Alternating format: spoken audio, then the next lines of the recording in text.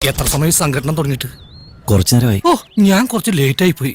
കഴിഞ്ഞ 35 വർഷക്കാലത്തിനിടക്ക് UDF ഭരിച്ചിരുന്ന സമയത്ത് നിലമ്പൂർ മണ്ഡലത്തിൽ എന്തൊക്കെ വികസന പ്രവർത്തനങ്ങൾ നടന്നു എന്ന് എണ്ണി പറയാൻ വേണ്ടി UDFന് കഴിയോ? ഇതിന് മറുപടിയില്ല. ഓഹോ.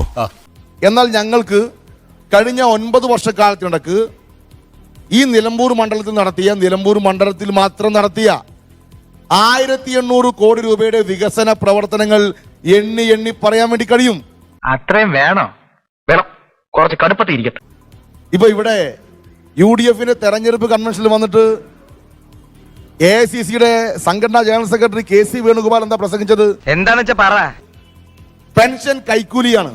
പെൻഷൻ കൈക്കൂലി എന്ന് പറഞ്ഞു കഴിഞ്ഞാൽ അത് വാങ്ങുന്ന ജനങ്ങൾ കൈക്കൂലിക്കാരാണെന്നുള്ള അർത്ഥം. പണ്ഡിതനാണെന്ന് തോന്നുന്നു. അർത്ഥം പറഞ്ഞൊന്നും കേട്ടില്ലേ? ലോഡ് ഷെഡിങ്ങും പവർ കട്ടും ഒഴിവാക്കിയത് ഈ പറയുന്ന ഇടതുപക്ഷ ജനാധിപത്യ സർക്കാരല്ലേ, പിണറായി ഗവൺമെന്റ് അല്ലേ? എന്തായിരുന്നു ഈ പിണറായി സർക്കാരിന്റെ കാലത്ത് ലോഡ് ഷെഡിങ്ങും പവർ കട്ടും ഇല്ല എന്ന് എന്താ UDFകാർക്ക് പറയാൻ കഴിയാതെ അംഗീകരിക്കണ്ടേ? ഇവിടെ മുടങ്ങിക്കിടുന്ന ഈ കേരളത്തിന്റെ സ്വപ്ന പദ്ധതികൾ ഓരോന്നോരോന്നായി കഴിഞ്ഞ 9 വർഷക്കാലത്തിനിടക്ക് അഭൂതപൂർവമായ ഇടപെടൽ നടത്തി മാറ്റിയില്ലേ? അതിൽ വിഴിഞ്ഞ ഉദാഹരണമാണ്, നാഷണൽ ഹൈവേ ഉദാഹരണമാണ്. പറഞ്ഞാണ്ടല്ലോ നമ്മുടെയൊക്കെ നാട്ടിൽ ഇതിന് മുമ്പിലൂടെ പോകുന്ന മലയോര ഹൈവേ ഉദാഹരണമാണ്, തീരദേശ ഹൈവേ ഉദാഹരണമാണ്. ഈ നിലമ്പൂർ മണ്ഡലത്തിൽ ഉൾപ്പെടെ 13 പാലാണ് ഈ നിലമ്പൂർ മണ്ഡലത്തിൽ മാത്രം വന്നത്. സംശയമൊന്നുമില്ലല്ലേ? ഇരു കരകളായി കടന്നിരുന്ന, ഇരു മനസ്സുകളായി കടന്നിരുന്ന മനുഷ്യരെ യോജിപ്പിക്കുന്ന 100 കണക്കിന് പാലങ്ങൾ വന്നത് ഈ ഇടതുപക്ഷ ഗവൺമെന്റ് കാലത്തല്ലേ? കുറച്ച് കുറയ്ക്കാൻ പറ്റുമോ? 35 കൊല്ലം കൊണ്ട് നിലമ്പൂരിൽ ഒന്നും ചെയ്യാത്ത, ഭരിച്ച കാലത്തെല്ലാം സാമൂഹ്യ ക്ഷേമ പെൻഷന് വേണ്ടി ഒരു ഇടപെടലും നടത്തിയിട്ടില്ലാത്ത, ഇനി ഒരിക്കലും കേരളത്തിൽ UDF അധികാരത്തിൽ വരരുത് എന്നുള്ളതിന്റെ ഇവർ പറയുന്നത് പോലെയുള്ള സെമി ഫൈനൽ തന്നെയാണ് ഈ തെരഞ്ഞെടുപ്പ്. നല്ല ഉഷാറിലാണല്ലോ. ഇവിടെ നിലമ്പൂർ ഗവൺമെന്റ് കോളേജ് ഉൾപ്പെടെയുള്ള കുറെ ഗവൺമെന്റ് കോളേജ് പ്രഖ്യാപിച്ച് അങ്ങ് പോയതാ ഉമ്മൻചാണ്ടി ഗവൺമെന്റ്. ശരി, അപ്പൊ ഞങ്ങൾ ഏറ്റെടുത്തതും കെട്ടിടം ഉണ്ടാക്കിയതും ഒക്കെ ഇടതുപക്ഷമാണ്. നോടാണെങ്കിൽ കേൾക്കാൻ നല്ല രസമുണ്ട്. ഇവിടെ ഗവൺമെന്റ് കോളേജുമായി ബന്ധപ്പെട്ട ചോദ്യം ചോദിച്ചു. അതിന് എന്റെ ഇടതുപക്ഷ പ്രതിനിധി അഫ്സൽ പറഞ്ഞ മറുപടി, ഞങ്ങളാണ് എല്ലാ ഗവൺമെന്റ് കോളേജും കൊണ്ടുവന്നതാണ്. നമ്മുടെ ചോദ്യം നിലമ്പൂരിലാണോ തെരഞ്ഞെടുപ്പ്, നിലമ്പൂരിലെ ഗവൺമെന്റ് കോളേജ് എവിടെ എന്ന ചോദ്യം. അതിപ്പോഴും ആ വായുവിലാണ്. ഒരു കെട്ടിടം 1 സെന്റ് ഭൂമിയോ അതിനില്ല. നന്നായിട്ടുണ്ട്. നമ്മുടെ ഈ കെട്ടിടത്തിന് തൊട്ടപ്പുറത്താ നിഷാദ് നമ്മുടെ ക്വാളിറ്റി സൂപ്പർ മാർക്കറ്റ് ഉള്ളത് അല്ലേ? അതിന്റെ മുകളിലായി ഗവൺമെന്റ് കോളേജ് ഉണ്ടായിരുന്നത്. എന്താ ഇവിടുന്ന് പോകാനുള്ള കാരണം? ആ ബിൽഡിംഗ് ഓണർ ഈ നാട്ടുകാർ പോയി ചോദിക്കണം. 35 ലക്ഷം രൂപ അയാൾക്ക് ഗവൺമെന്റ് ഇപ്പോഴും കൊടുക്കാനാ. അത് കൊടുക്കാൻ കഴിയാത്ത ആളുകളാണ് ഇവിടെ വന്നിട്ട് പറയുന്നത് ഞങ്ങൾ കേരളത്തിൽ മുഴുവൻ വിദ്യാഭ്യാസ വിപ്ലവം നടത്തി.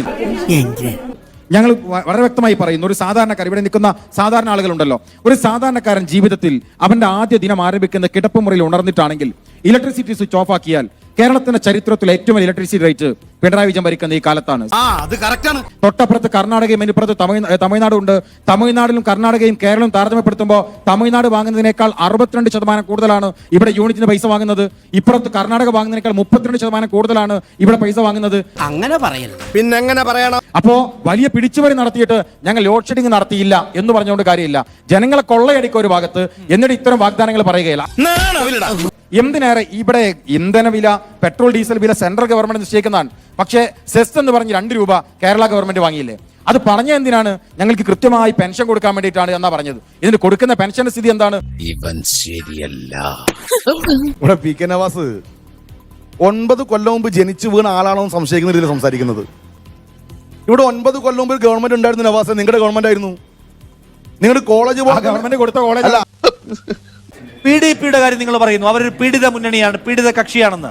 എന്നാൽ അവരോട് നിങ്ങൾക്ക് ആ സമീപനം നേരത്തെ ഉണ്ടായിരുന്നില്ല എന്ന് A വിജയരാഘവനെ പോലുള്ള ആളുകൾ പറയുന്നത് ആളുകളുടെ മുമ്പിലുള്ള യാഥാർത്ഥ്യമാണ് എന്നിരിക്കെ നിങ്ങൾ ഈ PDP ജമാഅത്തെ ഇസ്ലാമിയൊക്കെ പറയുന്നതിന്റെ തട്ടിപ്പ് ആളുകൾക്ക് മനസ്സിലാവില്ലേ? ഇത് വടി കൊടുത്ത് അടി വാങ്ങുന്ന പരിപാടിയാണല്ലോ ബാബു. ഞാൻ ആദ്യം കാണുന്ന ഒരു പൊതു തെരഞ്ഞെടുപ്പാണ് 2009 പാർലമെന്റ് തെരഞ്ഞെടുപ്പ്. അന്ന് PDP ഇടതുപക്ഷത്തിന്റെ കൂടെ ചേർന്ന് പൊന്നാനി മണ്ഡലത്തിൽ ശക്തമായി പിന്തുണ നൽകി. അന്ന് PDPയെ പറ്റി UDF എന്താ പറഞ്ഞത്? വർഗീയ സംഘടനയാണെന്നാണ്. ഞാൻ ചോദിച്ചതിന് മറുപടി കിട്ടിയില്ല. PDPയുടെ കാര്യത്തിൽ നിങ്ങൾക്ക് 2 നിലപാടുണ്ടായി. ഇല്ല, 2 നിലപാടില്ല.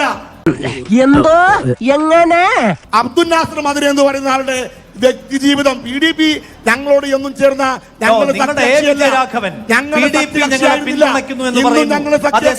ഞങ്ങൾക്ക് തരുന്ന പണിയാണ് എന്ന് പറഞ്ഞ ബൈറ്റ് ഞാൻ കാണിച്ചു തരാം. വേണ്ട കണ്ടാത്തോണ്ട PDP ഞങ്ങളെ പിന്തുണയ്ക്കുന്നു എന്ന് പറയുന്നു. അത് ഞങ്ങളെ അപമാനിക്കാൻ നേരത്തെ SDPI-ക്കാർ ചെയ്യുന്ന പണിയാണ്.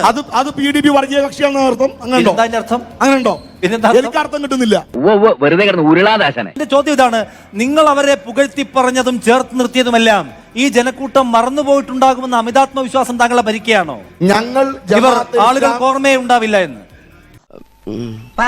920 ഇന്ത്യൻ കമ്മ്യൂണിസ്റ്റ് പാർട്ടി രൂപം കൊണ്ട കാലം മുതൽ രാഷ്ട്രീയമായി ജമാഅത്തെ ഇസ്ലാമി ഉൾപ്പെടെയുള്ള 25 രൂപം കൊണ്ട RS ഉൾപ്പെടെയുള്ള അതിനുശേഷം രൂപം കൊണ്ട ജമാഅത്തെ ഇസ്ലാമി ഉൾപ്പെടെയുള്ള ജമാഅത്തെ ഇസ്ലാമി ഹിന്ദു ഉൾപ്പെടെയുള്ള മതരാഷ്ട്രവാദികൾക്കെതിരെ രാഷ്ട്രീയ സമരം നടത്തുന്നവരാണ്.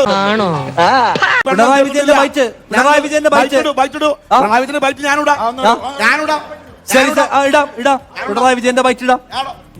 ഈ വോട്ട് കിട്ടാത്തപ്പോ മാറ്റി പറഞ്ഞ ബൈറ്റ് അല്ല വേണ്ടത്, വോട്ട് കിട്ടിയപ്പോ പറഞ്ഞ ബൈറ്റാ വേണ്ടത്. ആയല്ലോ പഠിച്ചോനെ. അവര് കഴിഞ്ഞ ഘട്ടത്തിലും ഞങ്ങളെ സഹായിച്ചിരുന്നു. ഈ ഘട്ടത്തിലും ഈ തെരഞ്ഞെടുപ്പിൽ സഹായിക്കുന്ന നിലപാട് തന്നെയാണിത്. അതുപോലെ തന്നെ ജമാഅത്തെ ഇസ്ലാമിയെ പോലുള്ള ചില സംഘടനകളും PDP-യെ പോലുള്ള ചിലരിൽ ഞങ്ങളെ സഹായിക്കുന്ന നിലയാണ് ഈ തെരഞ്ഞെടുപ്പിൽ എടുത്തത്. എന്താ ഉറക്കം വരുന്നു. അവർ ഞങ്ങളെ സഹായിക്കുന്ന നിലയാണ് ഈ തെരഞ്ഞെടുപ്പിൽ എടുത്തത്. കഴിഞ്ഞ തെരഞ്ഞെടുപ്പിൽ അവർ ഞങ്ങളെ സഹായിക്കുന്ന നില എടുത്തു എന്ന് പറഞ്ഞു. ജമാഅത്തെ ഇസ്ലാമിയും ഞങ്ങളും ഒരേ പൊളിറ്റിക്കൽ കോസിന്റെ പേരിൽ ഒരുമിച്ച് പോയിട്ടുണ്ട് എന്ന് നിയമസഭാ ടെലിവിഷൻ കൊടുക്കുന്ന അഭിമുഖത്തിൽ പാലോളി മുഹമ്മദ് കുട്ടി പറയുന്നത് വേണമെങ്കിൽ ഞാൻ പ്ലേ ചെയ്യാം. ഇങ്ങനെ പോയാൽ സംഗതി കുഴയും. ഞാനൊരു കാര്യം പ്ലേ ചെയ്തോട്ടെ? പ്ലേ ചെയ്യാൻ പ്ലീസ്. കിട്ടാത്തപ്പോ പറഞ്ഞ പ്ലേ ചെയ്യുമോന്ന്. യഥാർത്ഥത്തിൽ ജമാഅത്തെ ഇസ്ലാമി ജനാധിപത്യ പ്രക്രിയ അംഗീകരിക്കാത്തവരാണ്, ജനാധിപത്യ സംവിധാനങ്ങൾ അംഗീകരിക്കാത്തവരാണ്.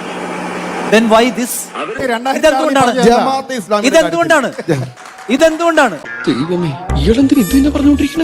ജമാഅത്തെ ഇസ്ലാമിയുടെ കാര്യത്തിൽ കമ്മ്യൂണിസ്റ്റ് പാർട്ടിയും ഇടതുപക്ഷം സ്വീകരിക്കുന്ന രാഷ്ട്രീയ ലൈൻ അന്നും ഇന്നും കൃത്യമാണ്.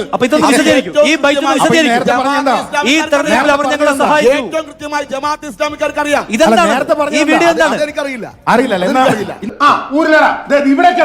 സെപ്റ്റംബർ 2024 ഇക്കഴിഞ്ഞ 2024 രാജസ്ഥാനിൽ CPM-ന്റെ സംസ്ഥാന കമ്മിറ്റി നടത്തിയ സീതാറാം യെച്ചൂരിയുടെയും ബുദ്ധദേവ് ഭട്ടാചാര്യയുടെയും അനുസ്മരണമാണ്. ആ അനുസ്മരണ സമ്മേളനത്തിൽ ഉദ്ഘാടനം ചെയ്യുന്നത് അതിൽ പ്രസംഗിക്കുന്ന വ്യക്തിയുടെ പേര് അവിടുത്തെ രാജസ്ഥാനിലെ ജമാഅത്തെ ഇസ്ലാമിയുടെ അമീർ നസീമുദ്ദീനാണ്. ഇതൊരു നടത്തു പോണ മാതിരില്ല. ഇനി ഇത് ഓമശ്ശേരി പഞ്ചായത്ത് ഗ്രാമപഞ്ചായത്തിലെ 6ാം വാർഡ് തിരഞ്ഞെടുപ്പാണ്. കഴിഞ്ഞ പഞ്ചായത്ത് തിരഞ്ഞെടുപ്പാണ്. അതിന്റെ പോസ്റ്ററാണ്. ഞാൻ പോസ്റ്റർ നിങ്ങളുടെ വാട്സപ്പിലേക്ക് അയക്കാം. അതിൽ ഭാസ്കര മാസ്റ്റർ സ്ഥാനാർത്ഥി. അതിന് പോസ്റ്റർ എങ്ങനെയാണെന്നറിയോ? വെൽഫെയർ പാർട്ടി പിന്തുണയ്ക്കുന്ന LDF-ന്റെ സ്വതന്ത്ര സ്ഥാനാർത്ഥി, നമ്മുടെ ചിഹ്നം ക്ലാസ്, ഭാസ്കര മാസ്റ്റർ വിജയിപ്പിക്കുക. കഴിഞ്ഞ തെരഞ്ഞെടുപ്പിന്റെതാണ്. ഇനി അത് പോട്ടെ. ഇനി അത് കഴിഞ്ഞാൽ ഇത് CPM-ന്റെ പാർലമെന്റ് മെമ്പർ PR നടരാജൻ, അദ്ദേഹത്തിന്റെ ഫേസ്ബുക്ക് പേജ് PR നടരാജൻ ഫേസ്ബുക്കിൽ എഴുതാൻ support raised from administration of welfare party of India. പിന്തുണ പ്രഖ്യാപിക്കുക മാത്രമല്ല, അവരുടെ ഓഫീസിൽ ചെന്ന് നന്ദി പറഞ്ഞ് ഷോൾ അണിയിക്കുന്ന ഫോട്ടോ അദ്ദേഹത്തിന്റെ ഫേസ്ബുക്ക് പേജിലുള്ളതാണ്, എന്റേതല്ല. വല്ല കാര്യമുണ്ടോ? എന്തിനാണ് ഇങ്ങനെ രാജസ്ഥാൻ CPM-ന്റെ രാജസ്ഥാൻ ഫേസ്ബുക്ക് പേജിൽ അവർ എഴുതിയൊരു കാര്യമുണ്ട്. എന്താണെന്നറിയോ? സീതാറാം യെച്ചൂരിയുടെ അനുസ്മരണ സമ്മേളനത്തിൽ പങ്കെടുത്ത ആളുകളുടെ പേര്, CPI സ്റ്റേറ്റ് സെക്രട്ടറി നരേന്ദ്ര ആചാര്യ, കുറെ ആളുകളുടെ പേര് പറയുന്നുണ്ട്. എന്നിട്ട് പറയാണ് മുഹമ്മദ് നിസാമുദ്ദീൻ ഓഫ് ജമാഅത്ത് ഇസ്ലാമി ഹിന്ദ്. അപ്പൊ ജമാഅത്തെ ഇസ്ലാമിയെ തൊട്ടുകൂടായ്മയൊന്നും ഇവർക്കില്ല. ഇവർക്ക് കിട്ടാതിരുന്നപ്പോഴുള്ള കുഴപ്പമേ ഉള്ളൂ. ഇനി ഇവിടെ നിന്ന് അഴിവണ്ടാവാ, നമുക്ക് അങ്ങോട്ട് മാറിയിക്കാം. തൽക്കാലം ഇത്രയും മതി. വരട്ടെ.